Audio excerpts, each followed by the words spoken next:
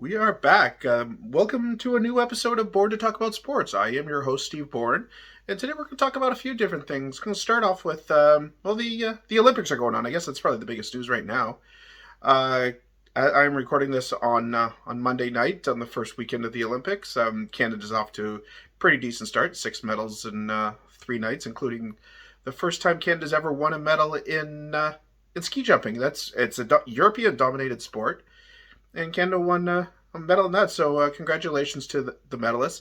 I'm really not watching deeply, just because the time change. B, I do have a full time job, and and also with the political turmoil surrounding these Olympic Games, it just doesn't feel like a Winter Olympics.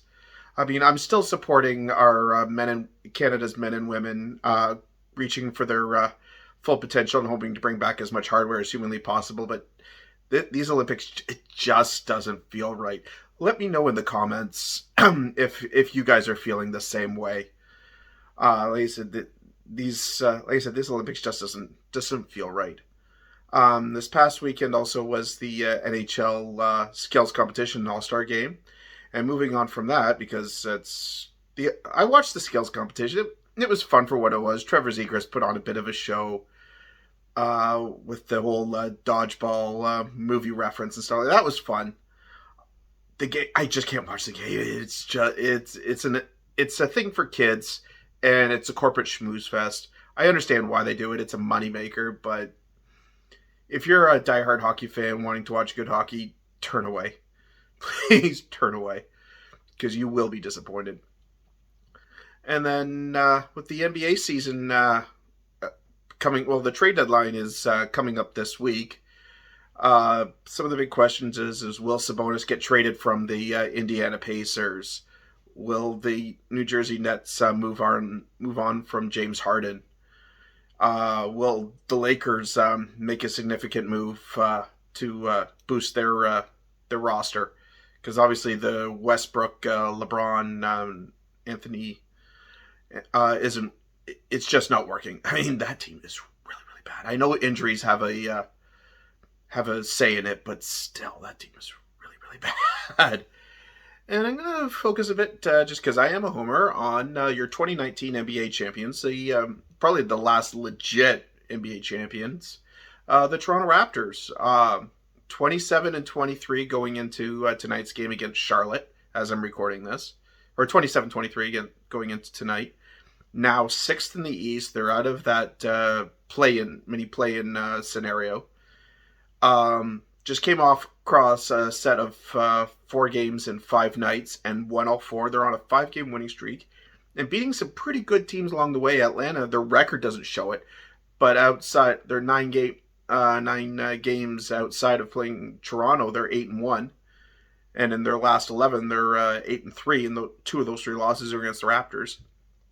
They've beaten the best team in the East right now, the Chicago Bulls. Let's see how DeRozan does come playoff time, unfortunately. I like the guy, but he is a perennial playoff no-show. Reminds me of somebody else from Toronto 16. And then they also beat the Miami Heat twice, including a triple OT thriller. So, I said the Toronto Raptors are rolling right now, but if they're going to do anything at the deadline, they are not going to acquire a big name. They need bench depth. I mean, Precious Achiuwa, Chris Boucher are nice pieces, but they need some help in the bench in the back end. Malachi Flynn has not progressed this year the way they wanted. You cannot have Freddie Van Vliet, Scotty Barnes, a rookie, going 42 minutes a night and expect them to have anything left for the playoffs.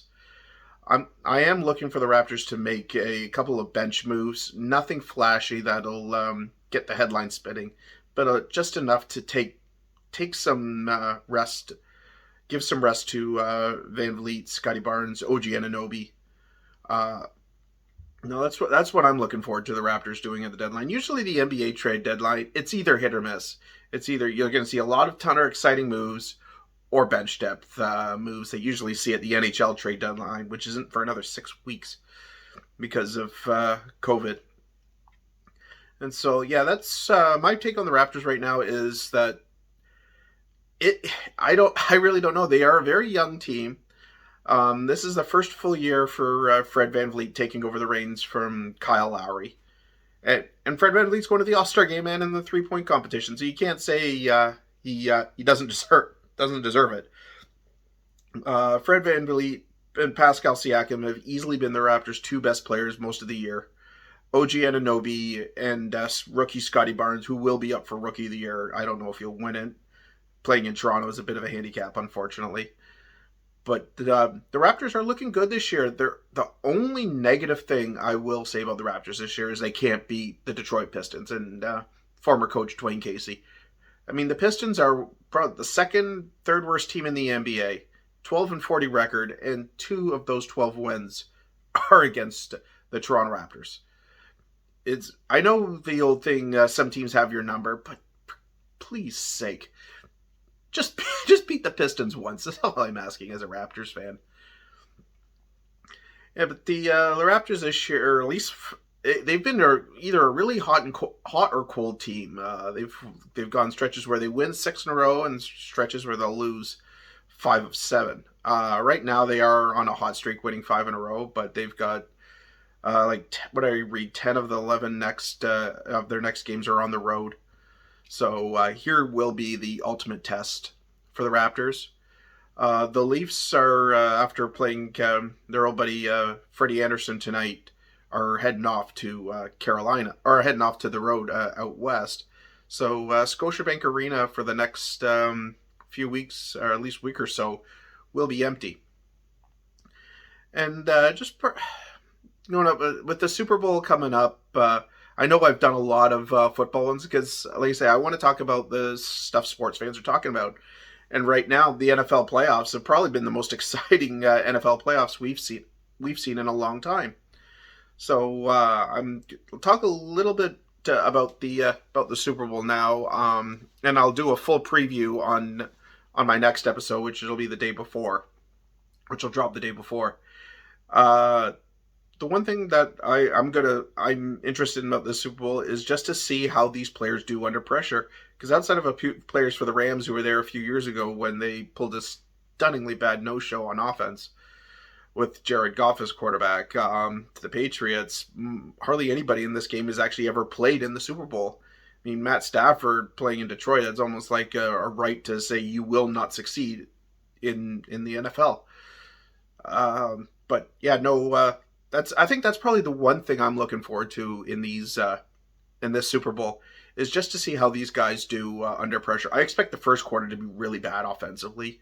Wouldn't be surprised if it's 3-0, 3-3, or even 0-0 after the first quarter, just so these guys can get the nerves out of the way. And then the second, third, and fourth, they'll sink in and realize it's just another football game with a lot more, and they'll be able to ignore all the extra media attention.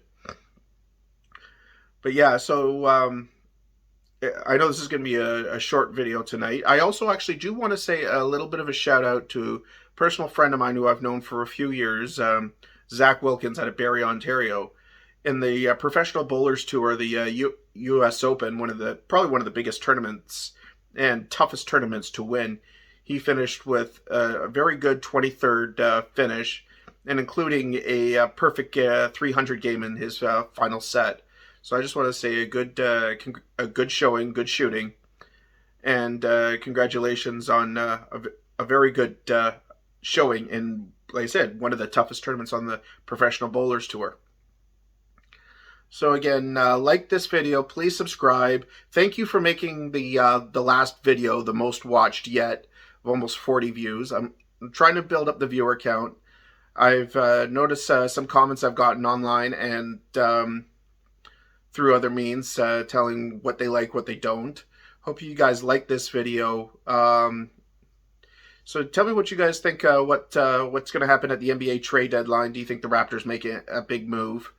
Tell me the Olympic event that you guys are looking forward to most. Is it the men's hockey tournament? Is it the women's hockey, the eventual gold medal game against the Americans?